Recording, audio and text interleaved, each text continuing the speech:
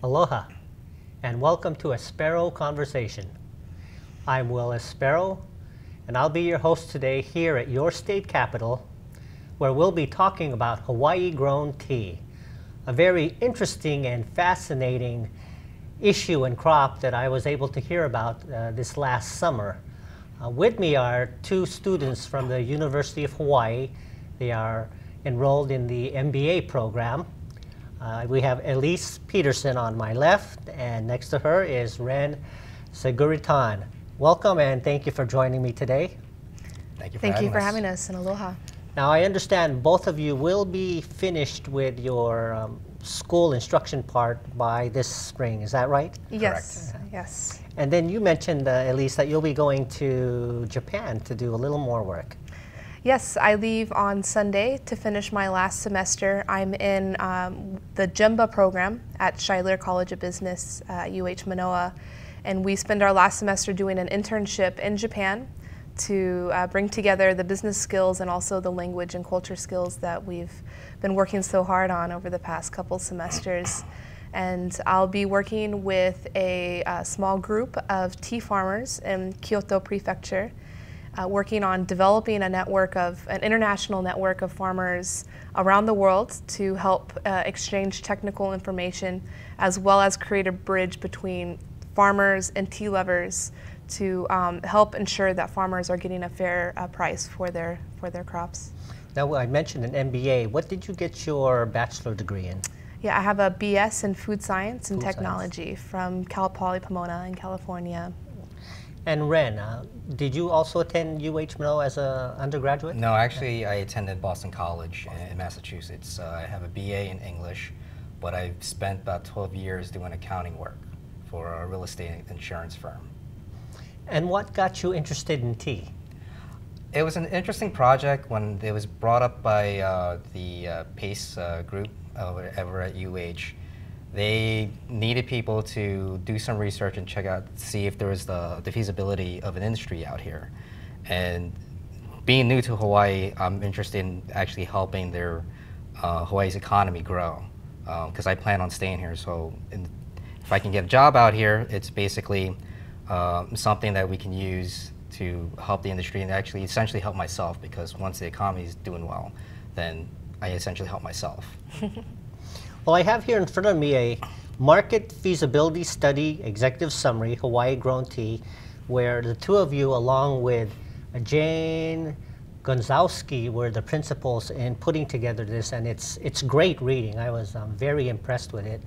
As I said, when I heard the presentation this summer, I said, wow, this has real big potential. And the three of you worked together with other stakeholders. Who are the other stakeholders involved? Well, this market feasibility study was a collaborative effort between the College of Tropical Agriculture and Human Resources. They have been studying tea quite a bit for the past decade or so, mostly on the product development side, so kind of variety trials and what is the feasibility of growing tea. And it has been positive research coming from there, but they wanted to bring in the business elements to see the market feasibility. So they brought on the Pacific Asian Center for Entrepreneurship, which is an office within the Schuyler College of Business. And they created this project collaboratively, and the three of us came on to work on this project to merge together the research that's already been done on the tea plant itself, on the crop itself, and then look into the global market opportunities and what would the growth of an industry look like, and what would be some of the recommendations that could be made both to college research as well as the state to facilitate with the growth of the industry. Now, from reading this, I found that tea is the #2 drink behind water. Is that correct? That's correct. Right.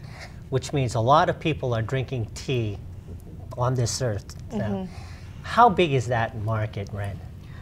It's large. You got to remember that that market is the rest of the world. Tea has been growing within the U.S. steadily in terms of its popularity, but throughout the rest of the world, it's already there. Especially in Asia, it's one of the most popular drinks, and it's been around for centuries. Now, if I remember too from the presentation, the U.S. specialty tea market alone is over $1 billion. Is that right? Does that figure sound correct? And it is the second fastest growing segment within the U.S. market for tea, right after ready to drink. So that's your bottled, like Itoen Tea's tea, very popular now. But it's a very different segment than specialty, which is more in the form of loose leaf. So not very common here in the U.S., but it's becoming more common. People are changing more from the tea bag to becoming much more of a connoisseur and changing to the loose leaf, which is a higher grade product typically and higher price product. So as far as a business perspective, more opportunity for Hawaii farmers as far as maintaining high profit margins. So it would be safe to say that if you look at China and Japan, for example, which is just right across the ocean, we're talking billions and billion-dollar industry, you know, tens, if not even hundreds of billions of dollars of potential revenue for our state if we can get at that level. Is that right? Yes. Yes. Yeah. But it would require very strategic entry into that global market because it's a very traditional market. The teas that are competing already are very well established within that market. You think of Japanese tea, you think of a very earthy sencha. You think of Chinese tea, you might think of a black tea. So if Hawaii is expecting to come and compete in that market with those established teas, there has to be a very united effort for the industry to develop that Hawaii-grown brand. And that's where marketing and a Hawaii brand would be so key and important in this whole endeavor, right? Correct. Now, there's also been comparisons that this could be like another Kona coffee. Is that right? Yes. And let's say that everything you're doing works out well and the tea industry does grow in Hawaii. What type of numbers, or can you guess, we'd be looking at in 10 years or 20 years? Is there any thought put into that?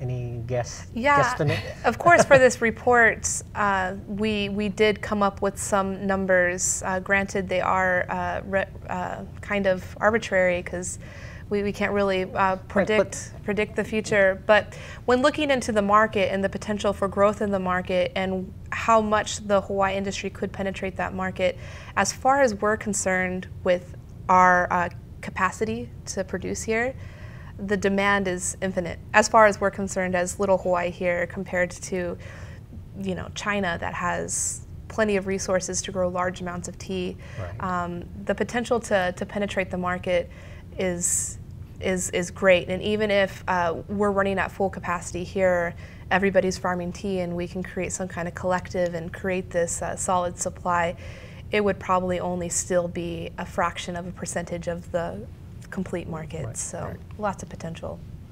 Now, what is the Hawaii tea industry like today? Very small and fragmented. We have several farmers who are in the industry because of its art form, which is great. They are into the artisan of making tea, drinking tea, and the tradition. That's where it is right now. And as far as the industry itself, how many players are we looking at in terms of growers or companies? So there are 19 established growers that have established plants or growings. It might be half an acre, some of them go up to 4 acres, 5 acres. So it's still very small scale, very artisanal. 17 of them are on the Big Island. Okay, the majority are on the Big Island. The majority on the Big Island, mostly Hilo side, volcano side, really beautiful landscapes, beautiful gardens. You go to each one and each has their own unique characteristic. And so a lot of opportunity for agritourism with that. There's one farm on Maui and then there's a farm on Kauai. But there is a lot of farmers that have cuttings and have established gardens, but maybe have not established a business or established some kind of presence within the industry. So there's only 19 now, but we know within the next 5 years, many more will be popping up and we'll find more because tea, it takes time. It's a very time demanding crop. But once you put in the time it's very rewarding, especially in a climate like Hawaii. It's year-round harvesting, not like Japan or China where it's very seasonal. But it takes a good 3 years until you can even start harvesting to even start producing something, and 5 years until you're ready to commercialize in any way. So it is a very time-demanding crop. So from the time you put the seed in the ground or the planting, it takes, you say, 3 to 5 years to harvest, package, and get into the retail stores. Yeah. About 5 years till the plant actually reaches full maturity, and that's when you get the most harvest. Now, with the majority of the plants or farms on the Big Island, is it safe to say that will probably be the main area that tea will be grown, or can it be grown on all the islands, including Oahu? We believe that what we've been told is that people are interested in growing tea in Oahu as well. So it is possible. One thing that tea requires is lots of water. What are the ideal growing conditions for tea? Is that in there? Yes, it is in here. Well, mostly water. It needs water, lots of water. Elevation, it can vary, and all the islands have pretty good elevations. But mostly, water is the most important thing for them. Yep, So, water.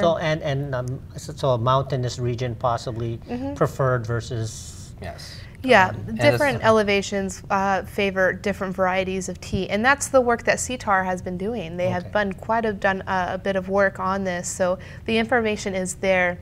So if a farmer is interested, you can find this report, and you can find all the information you need. It does require quite a bit of water, 80 inches, 80 inches per year. And it also needs acidic soil, but thank goodness we have all this volcanic soil here. Right, It's pretty good conditioned and good amount of nutrients in the soil, but there probably will be extra fertilizer and nutrients needed. So yeah, it is part of investing and growing in tea. There's certain infrastructure that you have to build. Irrigation, if you don't have that much rainfall, then you need to make up for that with irrigation systems. And then also use of fertilizers, and there's natural fertilizers that you can use. Chicken manure is a good option, but some farmers are using chemical fertilizers as well. It's an option. They can choose how they would like to farm it. Now you mentioned about a 4 or 5 acre farm. In the future, can you see these farms being 10 acres, 100 acres, or is this something that is more of a smaller scale? Well, the way I believe that eventually, if this industry does take off, a lot more farmers are going to dedicate more land to it. And I do see that this industry growing. So yes, I do see the 10 acres of fields of tea. The 100 acres, no way. Too big. Too big. Yeah, tea actually, it first was researched here in Hawaii way back. I think in the late 1800s, they did bring some cuttings here and tried it out. And their frame of reference was to grow another commodity crop here, because that was the theme back then. Bring the sugar, bring the pineapple. So they tried it as a commodity level crop, and just realized quickly that they can't compete with the higher costs that we have here, land costs and labor costs. It's very difficult to compete tea on a commodity level when the main commodity players, China and Sri Lanka, have very low labor costs and low land costs and much more land as well. So if we were to go forward with this, it would definitely have to be small scale, specialty, limited supply, high profit margin strategy. So it would be a higher end tea, basically. Correct. Is that correct? So what type of teas are we talking about? I mean, there's green tea, black tea. The tea in Hawaii is basically, I would say, like an oolong. So it's sort of in between a green and a black. It's probably the most comparable to an oolong out here. But all teas are being produced out here. A fun little fact is that all the teas that we drink and love all come from the same plant. You would think that they come from different plants, but they actually come from the same plant. There are a range of varieties that you would choose that might be better fit for an oolong or a white, but they all come from the same plant. It's just how it's processed that makes a different kind of tea. Correct. Yeah, so oolong tea is fermented, which gives it that more bitter, kind of cooked taste to it, rather than green tea, which is fresh, or a white tea, which is completely unfermented, has a more it's the earthy, woody flavor to it. Mm-hmm. And I don't know if many people out there know what a tea plant looks like. Can you describe a tea plant? I know we have a picture here. I don't know if we can get a close-up or not, but it's not a very tall plant, no, right? And it's grown in rows. It's grown in rows, and what they do is, for the highest quality, they pick the first 2 leaves and the bud for the tea.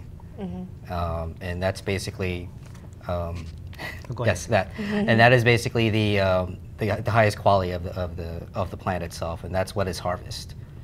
Something else that we learned while doing research for this report, when we went to the research centers for CTAR, for the college, on the Big Island, they have a really nice facility in the Meilani Research Center, and they've been growing tea for quite a while there.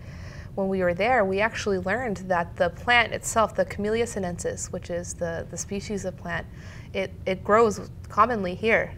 So one thing that they tell people that are interested in tea and they want to know, well, can it grow in my area? One thing they tell them is, well, look in your neighborhood. If you see some of these bushes growing wilds, then yeah, it can grow.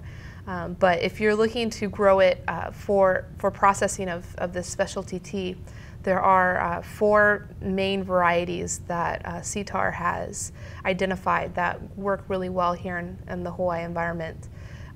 So that would be best to try to go for those varieties. Instead of bringing seeds in, some people thought maybe I can just bring some seeds from China. I have a friend there who can get me seeds. It's not the best option to try to breed your own plants. There have been plants breeded here for the environment here that behave very well here. So individuals could contact CTAR and get or purchase plantings, basically. Is that correct? Yes. Well, CTAR, I don't think, is managing the propagation and distribution of cuttings now. That has actually transferred to an industry group called the Hawaii Tea Society. Hawaii Tea Society. Yeah. So if you're interested, just Google search Hawaii Tea Society. That'll be the first thing come up. They have a very nice website, very interactive website, and they have a propagation program. And I think the plants are there's $7? About, yes. About $7 a piece. So if you want to get started, most of the propagation is done on the Big Island, but I think that there is some on Maui. So people on Maui that are interested. And the best thing is to start as a hobby. Start a very small little planting, see if you like it. Tea requires not a lot, but it does require some nurturing and some tending to, and it ends up turning into a hobby and an art of sorts. I remember a figure from the presentation, if I'm right, that if someone could invest $40,000, they could possibly see a return within 4 years or so. Are those numbers that's correct? About correct, yes. The 40,000 is basically irrigation system and the cuttings themselves. Those are the 2 big items that you would have to invest in. There are some areas where you don't need irrigation at all. But if it's well maintained and it's you take care of your plant, you should be able to start harvesting. And with the demand that's out there, you would see a return by the 4th year. Okay, 4th year. And the numbers vary in terms of the cost or the price per pound that the tea growers get. I think I saw anywhere from $20 plus to in excess of $1,000. Is that right? And with some teas? Yep. There was something in here on that. There is a range. There is one producer that does have a wide range, and it's very smart to do that because, your first cutting, the freshest first cutting, is usually the highest quality in a limited supply. So that one's going to go for a higher price, but. You can develop a system of harvesting maybe the 3rd and 4th leaf, which may be less fresh, less high quality. But you can still process it, and there is a market, especially for local producers of value-added products. So let's say an ice cream producer that wants to make green tea ice cream, locally sourced tea. There's a lot of opportunity for buy local right now. So there is an opportunity to create additional revenue streams by processing those lower end and leaves to create a product that then will probably be going on to get more value added to it. How many pounds are we processing and selling commercially today in Hawaii? Do you have those figures or an estimate? We have an estimate. I think it was... No, it's very small. It is small, right? I probably would guess it would definitely be under 5,000. Under 5,000 pounds. Definitely. 5,000 pounds per year. Which is really tiny compared to the industry yes. itself. We also think it's an overestimation of what Yeah. it actually is. So Yeah. you see in the future that 5,000, if done properly in Hawaii, to be what? 50,000, 100,000? Or again, is the sky the limit? The sky is the limit as far as demand, if that's what you're asking. Demand and what Hawaii can tap into in terms of that tea market. Yeah, it's infinite as far as we're concerned.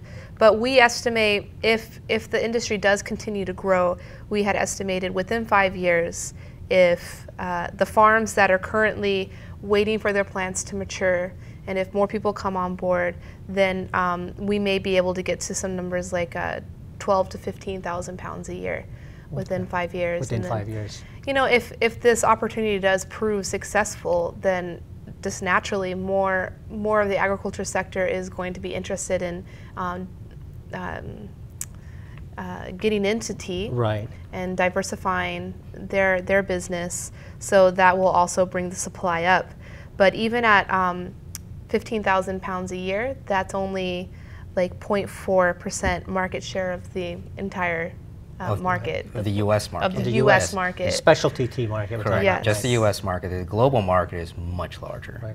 Again, we're talking $1 billion industry if it is possible Yeah. to tap into it. Yes. Now, what are the obstacles for the tea industry, if there are any, or is it just a matter of finding those individuals with that entrepreneurial spirit to go out there and brand and market something? Well, like we had mentioned earlier, it's going to require, if we want to enter into the U.S. market as a united force, it's going to require a lot of coordination. We found in this report that all the players are there. Everything that we need is there. The research has been done by CTAR. The information is there. But all those players are kind of siloed. It's just the way it is. And the competitive environment, it just makes everything very siloed. So there would need to be some coordination within all those players. And additionally, the collaborative marketing, there needs to be a united marketing message to the global market, to the U.S. market, that Hawaii-grown tea resonates a certain characteristic in the market that's unique from Japanese tea or Chinese tea. And so, like the Kona coffee, you know, Kona coffee is renowned around the world. People Yes. know what it means. So the industry would have to take on a similar strategy, be it a trademark name for protection, because there are other other distributors here on the island that are making Hawaiian-style teas that are not from Hawaii, not grown on Hawaii, that are lower cost. So, you know, for a consumer, it might be a bit confusing to go to the grocery store and see, you know, 2 boxes, one Hawaiian-style tea selling for, you know, $4 for the box because it's a blend from Sri Lanka or China, lower grade, lower cost, that might have some papaya or mango flavor infused inside of it, compared to a Hawaii-grown tea that, you know, was artisanal, processed by hand, required a lot of love and labor to go into it. Cost is a bit higher. So maybe $4 compared to a $30, that's going to confuse the consumer. So there's going to need to be a united branding for the tea so that we can differentiate that, yes, Hawaii-grown tea is of higher quality than, you know, other teas, and that's what yields that higher price. Now, is the Hawaii Tea Society the the only industry association here in Hawaii, or are there others? Currently, they're the only ones. They're the only ones. Yes. So you are working very closely with the Tea Society. Yes. Now, my understanding is they may even look at some legislation this new year to help the cause. Is that right? Yes. Yes. Yes. And primarily regarding the branding, is that the main focus? Protecting the name so that problem doesn't become an issue. But then at the same time, what we learned through the Kona Coffee story is that branding and that protection actually costs quite a bit.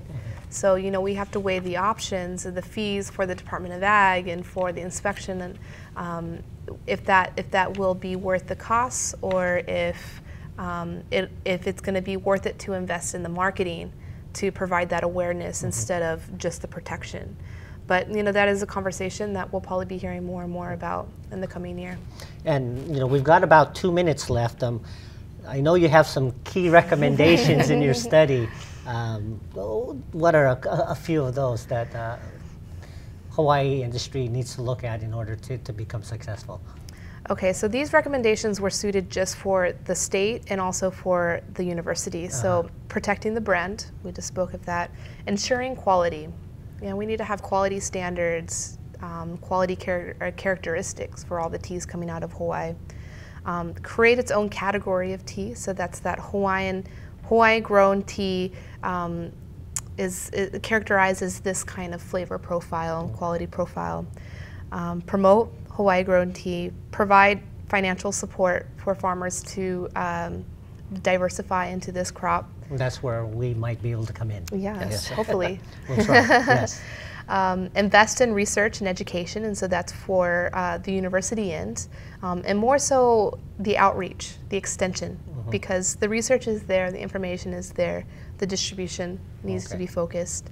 And then develop new and related tea products, so that may be additional value-added products, cosmetics, different drinks, different ideas that we could use this product on.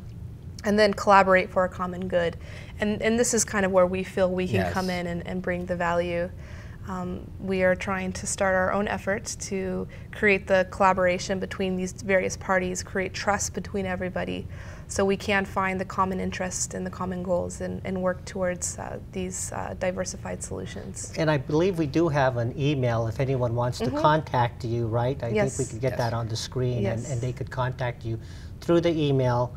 And also, as you said, they could Google Hawaii Tea Society. Yes. Very good. Well, very informative, and I look forward to talking with you down the road to see where this is going. Thank you very much, Elise and Ren, and for those watching Espero Conversation, thank you for joining us. Happy holidays, Happy New Year, and have a great 2012. Aloha.